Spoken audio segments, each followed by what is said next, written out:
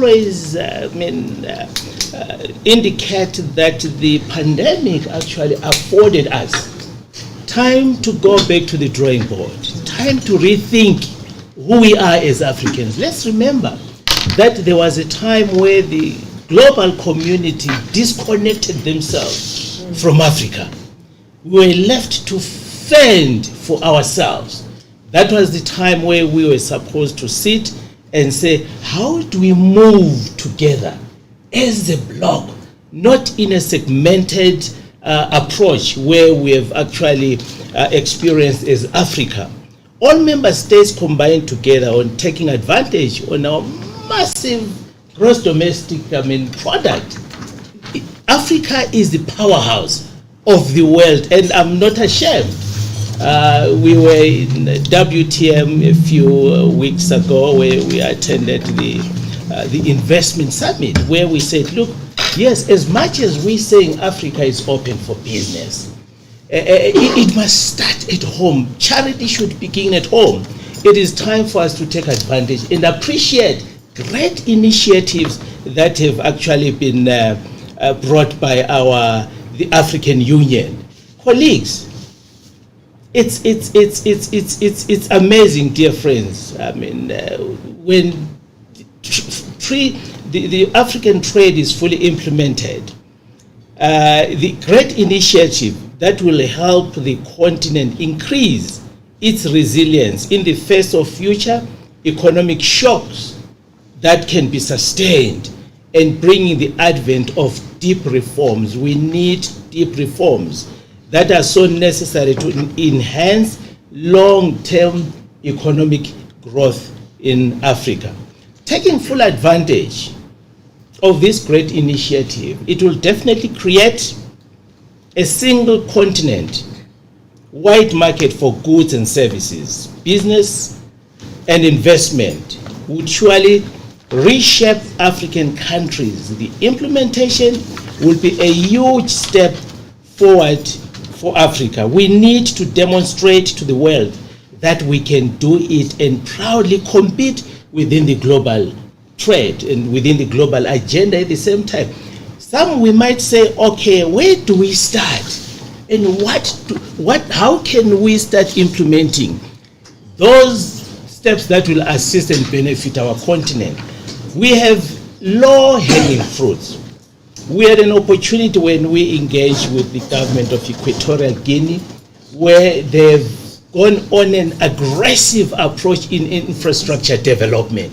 And they have, because in Africa we don't have competent organization who can build our stadiums, who can build our parliaments. Those are hanging fruits that will assist us in moving and shaping our way forward as Africa. As the global economy is in a turmoil due to the pandemic, creation of the vast regional market is a major opportunity in helping African countries diversify our exports, accelerate our growth, and attract a wider audience, and thereby attracting foreign direct investment. Notable, some of the challenges, of course, that derail this progress, this dream, this great initiative, include poor infrastructure in terms of poor roads.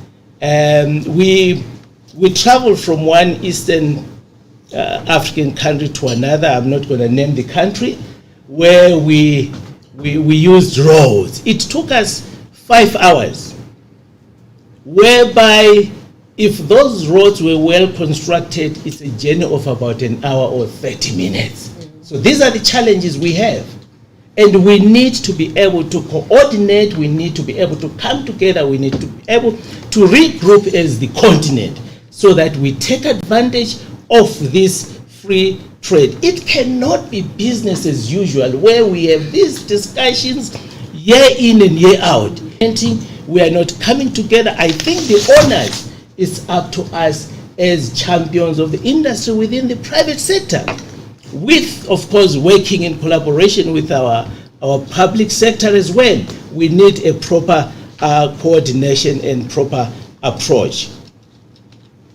And then the other challenges we have, of course, is the missing railway linkages. We are so glad, as we have noted, the Eastern African community, where they have implemented drastic measures to create a railway line that will connect Kenya, Tanzania, Uganda up to Rwanda, making it easily accessible, doing business among us themselves. So we need to start looking at those issues very critical. And of course, the surging fuel prices. All of us, we are impacted where fuel in Africa is going up almost on a day-to-day basis. I don't subscribe to say that because of the war in Russia and Ukraine, we're having these challenges. It is time for Africa now to really take these challenges and commodity importing countries. We need to obstacles to the continent, to the continental integration. Hence the snail pace of implementing even the Afri-Uni visa. Those are the challenges we have, let alone the African passport that has been on the agenda for so long. Member states have been discussing this year in and year out.